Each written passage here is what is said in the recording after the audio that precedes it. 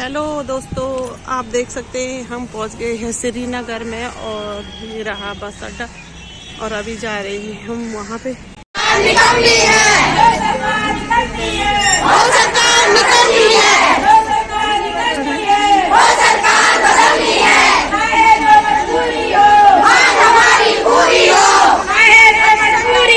बात हमारी पूरी हो, अभी तो ये लड़ाई है, आगे और लड़ाई है, अभी तो ये लड़ाई है, आगे और लड़ाई है, नारा है,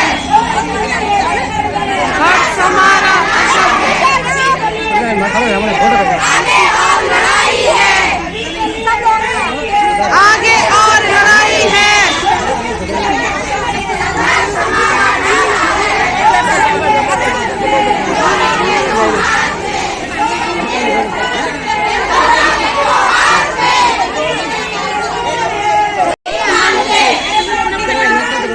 नहीं किसी के बाप का,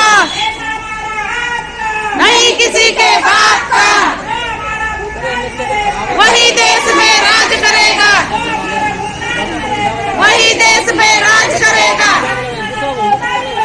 बेईमानों को राज बदल दो, बेईमानों का राज बदल दो। अल्लाह बोल, अल्लाह बोल, अल्लाह बोल, अल्लाह बोल, अल्लाह बोल, अल्लाह बोल, अल्लाह बोल, अल्लाह बोल, अल्लाह बोल, अल्लाह बोल, अल्लाह बोल, अल्लाह बोल, अल्लाह बोल, अल्लाह बोल। जिंदाबाद, जिंदाबाद, जिंदाबाद, जिंदाबाद। भारत छोड़ो, भारत छोड़ो, भारत छोड़ो, भारत छोड़ो, भारत छोड़ो, भारत छोड़ो। अपने खून कचरे का भुगतान मांग रहे थे, आज के बाद हम अपनी हिस्सेदारी मांगेंगे वोट देने का, हम हिस्सेदारी मांगेंगे टैक्स भरने का, हम हिस्सेदारी मांगेंगे जो हमने अपने नेताओं का मान सम्मान किया, जो इंडिया डंडे झंडे उठाए, जो इनके हमारे देशों में गए, प्रत्येक हिस्सेदारी मांगेंगे। और मातृशक्ति का इनके ऊपर एक और हिस्सेदारी है, इन्हें हमने अपने रक्त से सींचा है तो हम अपने रक्त का भी हिस्सेदारी मांगेंगे। इनके लिए मजाक नहीं है कि हर बार ये कभी सत्ता के घोष में, कभी पदक के घोष में, कभी ये धन दौलत के घोष में माँ बहन बेटों का शोषण करेंगे। लो, हम बर्दाश्त नहीं करेंगे। क्या आप लोग बर्दाश्त करना चाहोगे? नहीं, नहीं करेंगे बर्दाश्त, नहीं। हमें हिस्सेदारी चाहिए। बिल्कुल। अभी तक हम सिर्फ भुगतान मांग रहे थे, ये सत्ता की बात करते हैं, सत्ता इन्हीं के धर्म के लोग हैं, तब कहाँ जा इनकी धर्मता? तो मेरे को पकड़ा गया इधर से भी थाने चलने। मैंने कहा मेरा कौन सा गुनाह किया है, मैं चलूंगा थाने। वहाँ पर त्यागी था दरोगा, जो कि बहुत ही खतरनाक बर्बरता करा। वो मेरी रीढ़ की हड्डी तोड़ना चाहता था, लेकिन रीढ़ की हड्डी तोड़ने से पहले मैंने उनकी हड्डी तोड़ दी, मैं भाग गया। वो लोग है आंदोलनकारी जिंदाबाद, जिंदाबाद, जिंदाबाद, आंदोलनकारी जिंदाबाद, जिंदाबाद, जिंदाबाद। आप यकीन नहीं होगा, मैं जब 12 तारीख को श्रीनगर 12 नवंबर को आई थी, तभी मैंने बोला था प्रांत में सभी लोग एक हो जाओ, सभी लोग एक संगठन बनाओ और एक संगठित रहो। तो कभी किसी ने मेरी बात नहीं समझी, या वो तो धन्यवाद है जो लोगों को इकट्ठा करा। मैंने कितनी बार नहीं आई, मैंने सबको एक एक करके फोन करके बोला कि सब एक हो जाओ।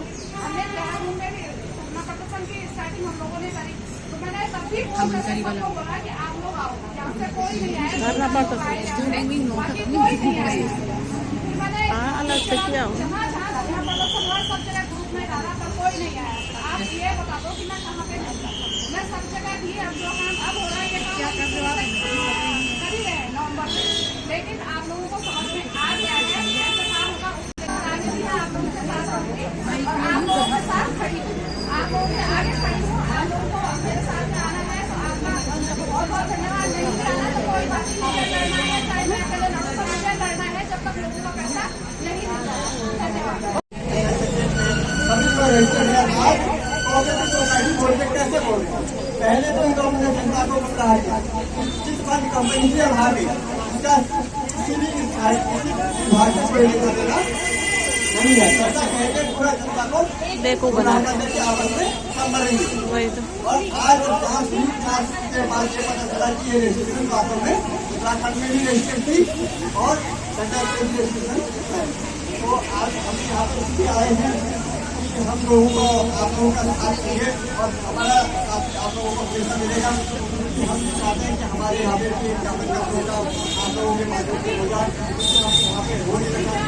वहाँ पे सबसे बड़ी चीज़ क्या है कि जो हमारे भैया जो है उनकी संख्या कम है, कम से कम 10-15 लोग जो काम करने वाले हैं बहुत कम है। हमारे यहाँ पे नया ही शुरुआत हुआ है, कहते हैं कि घर बनने से पहले ही उजड़ गया। इस बात का हमें अंदाजा नहीं हुआ कभी ऐसा नहीं होगा। यहाँ पे सहयोग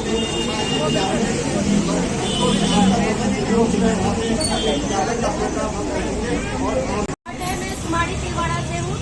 मैं भी सुविधा केंद्र संचालक थी और मेरा भी ज़्यादा टाइम नहीं हुआ है। मैं भी 1.5-2 साल से ही सुविधा केंद्र चला रही थी।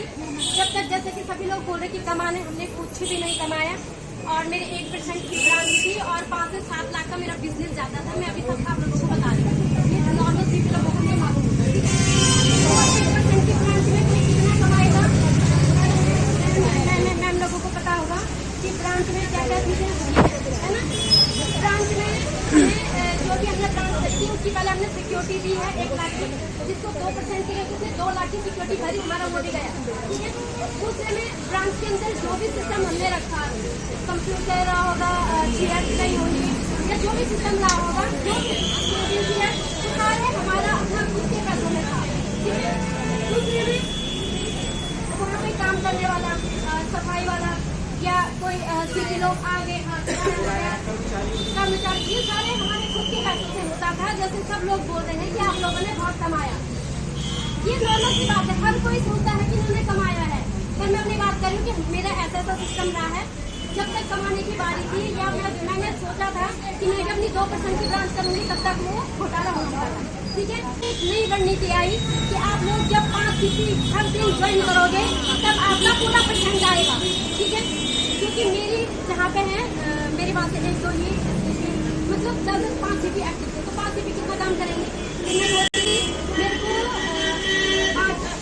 मार्च 2023 और 24 तक मेरे को 1 रुपये का कमीशन नहीं आया है।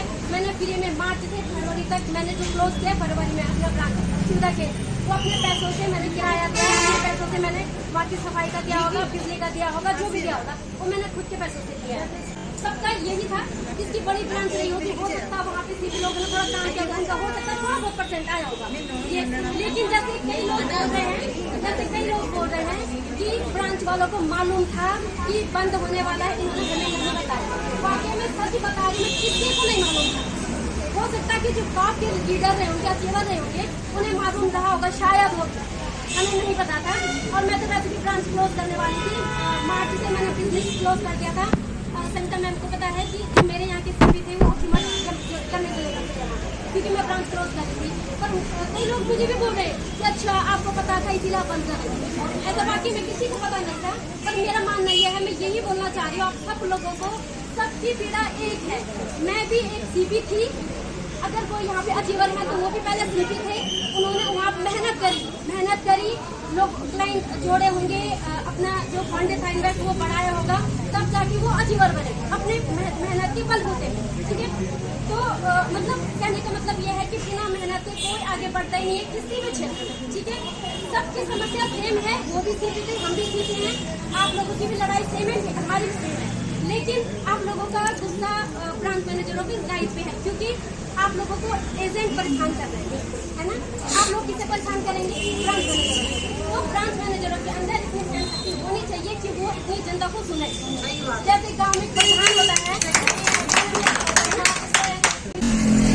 अब लग गया हमको यहाँ से जाम। अब पता नहीं कहाँ तक पहुँचते हैं, आज रुड़की कितना टाइम लगता है। और हमारे साथ में है ये देखिए संगीता मैडम जी, तरुण सर जी, ममता भंडारी मैडम और साथ में हूँ मैं। आगे लगी जाम, आगे लग गया जाम। अब मैं हरिद्वार पहुँच गई हूँ और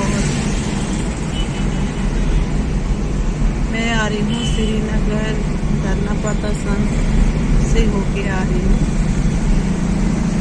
बहुत ही यात्री चल रहे हैं, बहुत ज़्यादा भीड़ है और जाम बहुत ज़्यादा लग रहा है।